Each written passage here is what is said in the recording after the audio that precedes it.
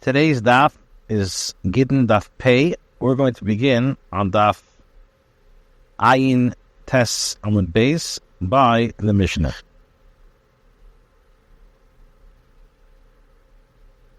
The Mishnah says,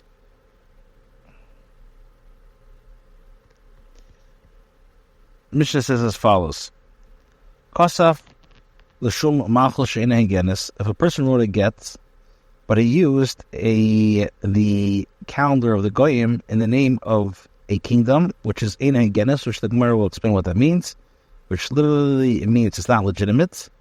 Or he wrote l'shum malchus, or he wrote in the name of the kingdom of Malchus Modai, l'shum malchus Yovan, the Binyan Abayis. He wrote the dates of the Binyan Abayis or the Churban Abayis.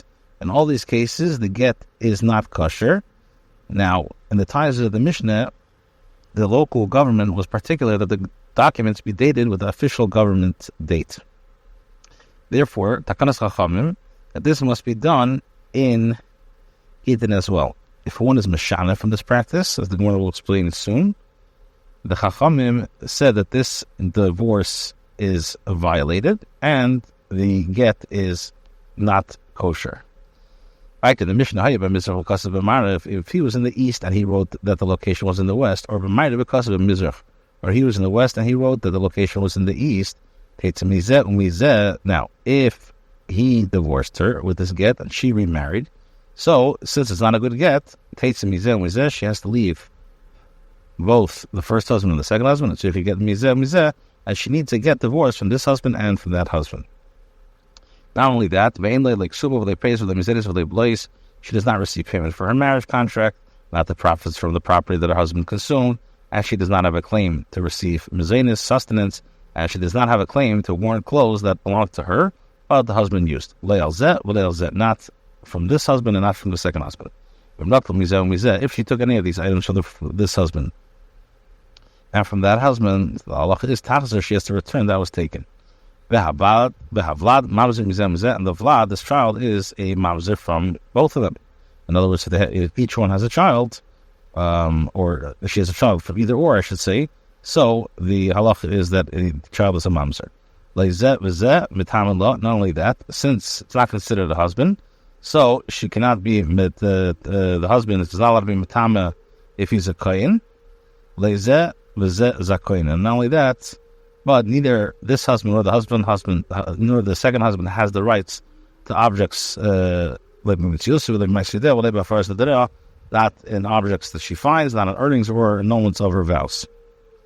Now, if she was a Bas Yisrael, she was a regular woman, so the halacha is nifselas min hakahuna, because she has the status of a zayna, so she can't marry a kohen anymore. And if she was a Bas Levi, she was a daughter of a Levi, so the halacha is ben ma'aser. She's also to partake of ma'aser that's given to the Leviim. And Bas Kain, if she was a Bas Kain, she becomes aser min hatruma, from eating truma, even if she goes back to her father's house. And the yershim of the husband and the yershim of that husband do not inherit the rights to collect payment of her ksuba. It may so, and if the husbands die, the brothers, if they don't have any children, they don't do yibum.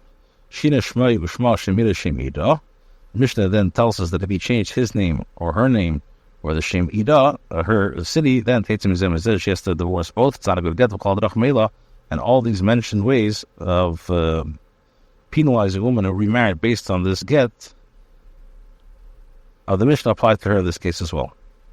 Mishnah says, all those cases in which they said that a woman who died without children and left behind a widow who is to the man's brother, one of them with whom relations are forbidden. In other words, for example, she is his wife's sister, not only there's no yibum, but also the rival wives of the brother who died are also permitted to marry without either yibum or chalitza. The Mishnah discusses another case. These rival wives went and married another man without chalitza. And they found that she's they divorced from both. In all these cases. Next, the Mishnah says, the person who marries a yavama, now a rival went and got married to another man. And it comes out that she was a Lenis, takes me as a just to divorce for either or, call it Achmei in all these cases. Because of a sefer get the ish v'shever isha. Now, if a sefer wrote a get for the husband and a receipt for the woman, and what happened was with tov and us to get the isha, and the mistake was that the get was given to the woman, but shever the isha and the receipt was given to the man. And they gave each other thinking that this one's giving me the get, this one's giving the receipt. Also, it's ulachas man as they get the ish v'shever miyad the isha. That's all going to be possible. It says like this: Im la'alter. If the divorce is immediately in the husband's possession, ain't a get, it's not a get.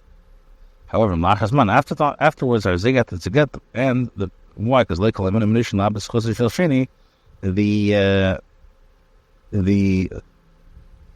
on the power of the first husband to eliminate the right to the second husband. I think one of the Mishnah said that if one wrote the date on a get according to the kingdom, which is Ein Genes, so it's a get possible. What does it mean, a kingdom that's not legitimate? So the Gemara says, Reimi. This is referring to the Roman Empire, and he wrote a get in a different country, such as Bavel, where the Romans are not in power. Why is it called a kingdom that's not legitimate? Because the Romans, they do not have neither their own script nor their own language. They take it from other nations. Ula says,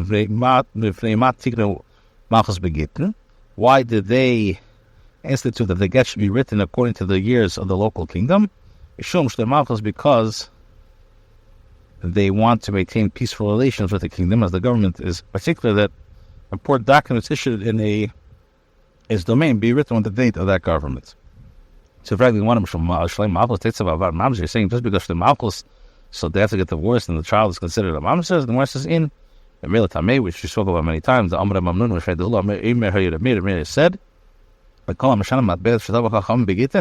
anyone who deviates from the formula that instituted by the Chachamim for Gittin, even if it was only a minor deviation, the get is invalid, and if the woman remarried, the Vlad will be a Mamzer.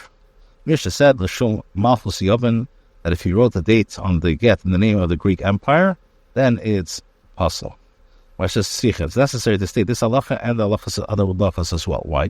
If it would only say the Malchus Shenei Genes, I would say Mishum de Milicha, because the kingdom is currently ruling, and the local government where he's writing the divorce objects to the writing date of another kingdom.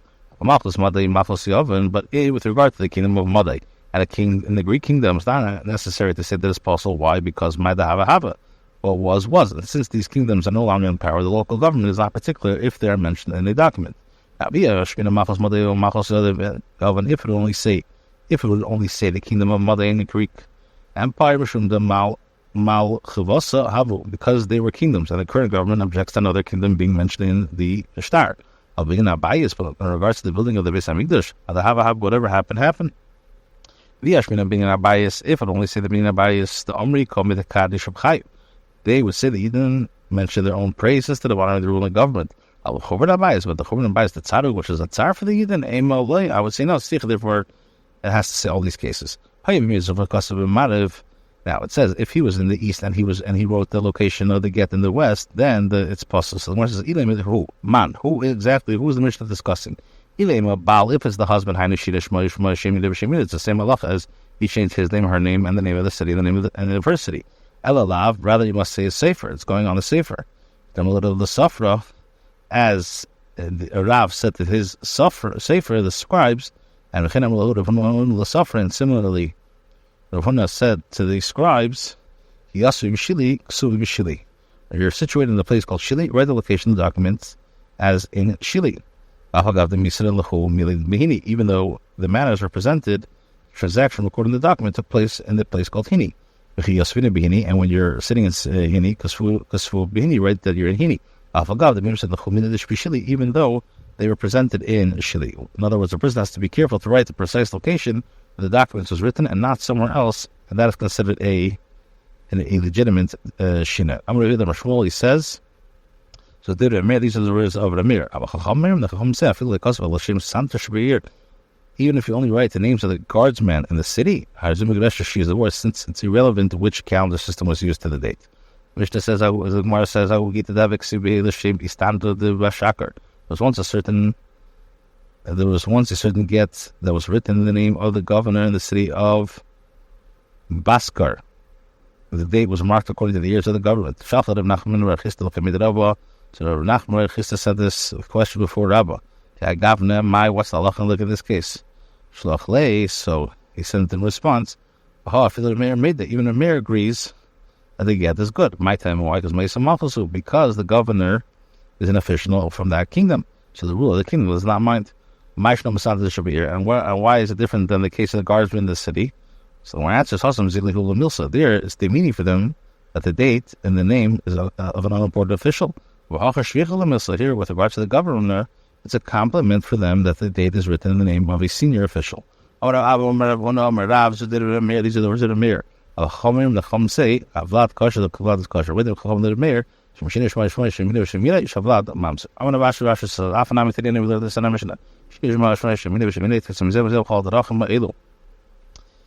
the Gemara says, "Hi, man, it was necessary to clarify who teaches Allah.